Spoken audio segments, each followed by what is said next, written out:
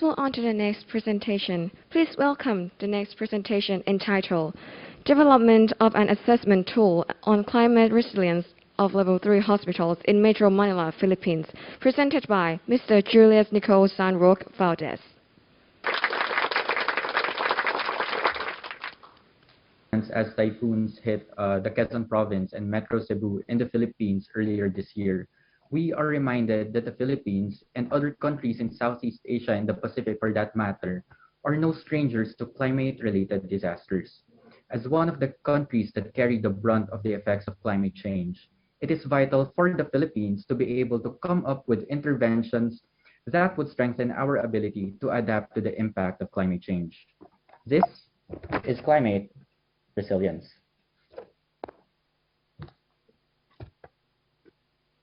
For health facilities, this allows them to serve as first responders for climate-related disasters. Therefore, developing such assessment tool for the local context could be beneficial in assessing and making necessary interventions. Our study is entitled The Development of an Assessment Tool on Climate Resilience of Level 3 Hospitals in Metro Manila, Philippines. In this study, we aim to identify key indicators from existing assessment tools on climate resilience of hospitals. We then adapted these into a preliminary evaluation framework, or PEF, and identified areas for improvement afterwards. So these objectives were met through a three-phase mixed methods approach. The first phase involved a literature review, which served as the basis of the PEF, followed by phase 2, which employed an expert review through a modified Delphi method. So the modified Delphi method is an iterative approach that is done through a two-phase method involving a self-administered questionnaire, followed by a focus group discussion, the goal of which is to achieve consensus among the participants. After this, feedback is addressed in phase 3, where the initial assessment tool is finalized. So 4 validated tools from literature review were identified: the Canadian Healthcare Facility Climate Change Resiliency Assessment Tool, US Sustainability and Climate Resilient Healthcare Facilities Assessment Tool, the PAHO Smart Safe Hospitals Checklist, and the WHO Guidance for Climate Resilient and Environmentally Sustainable Healthcare Facilities. So these tools served as the backbone of the assessment tool that we developed. From these, 4 domains emerged: health workforce, water, sanitation and healthcare waste, energy, and infrastructure, technology, and product interventions. In the expert review, 3 climate health experts and 1 hospital administrator were part of round 1. Unfortunately, 1 climate health expert was not able to attend the round 2. From this, we were able to come up with a COM assessment tool. So COM stands for the Climate Resilience Assessment for Level 3 Metro Manila Hospitals. To give you an overview, again, there are 4 domains and 13 subdomains combined.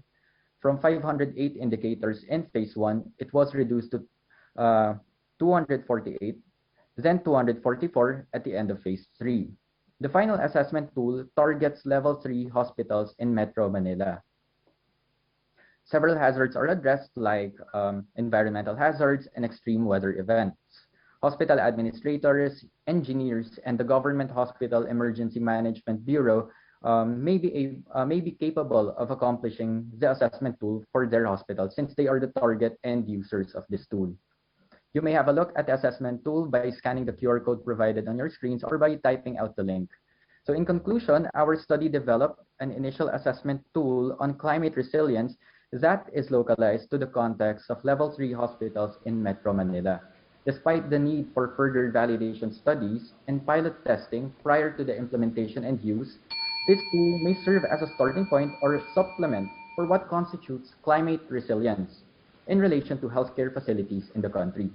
The tool can also provide an opportunity for its assessment, evaluation, and implementation in partnership with institutions and health systems like the Philippine Department of Health.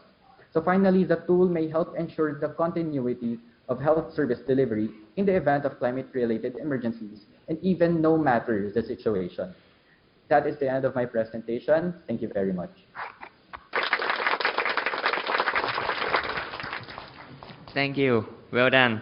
Now we are going to the Q&A session with our judges. So let's start with any question.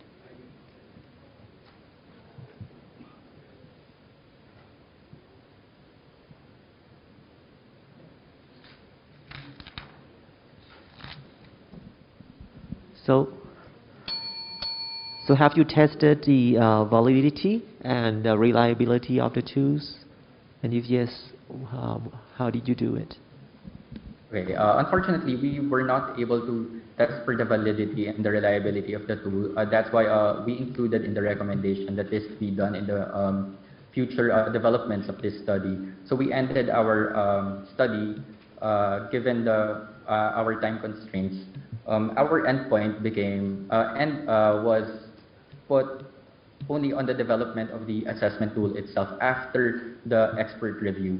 However, a pilot testing and further validation has not been done yet, which is why we recommended to do such for the tool to be fully utilized. Thank you.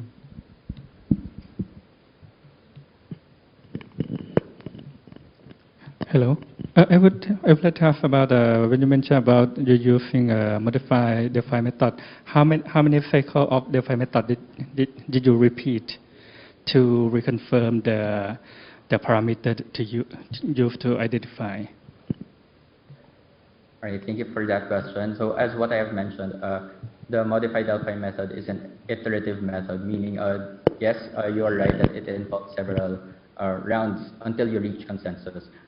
In our case, we only had to do 2 rounds. So the first round is the self-administered questionnaire, followed by the FGD. And fortunately for us, we were already able to achieve consensus just by the second round. So we need not have any further rounds for consensus building.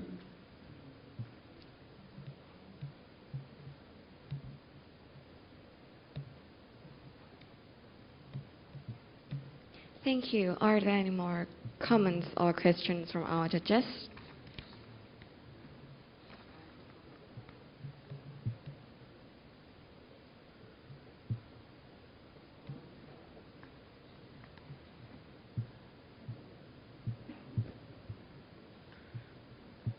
Okay, so now we are going to wait for 30 seconds due to the scoring process.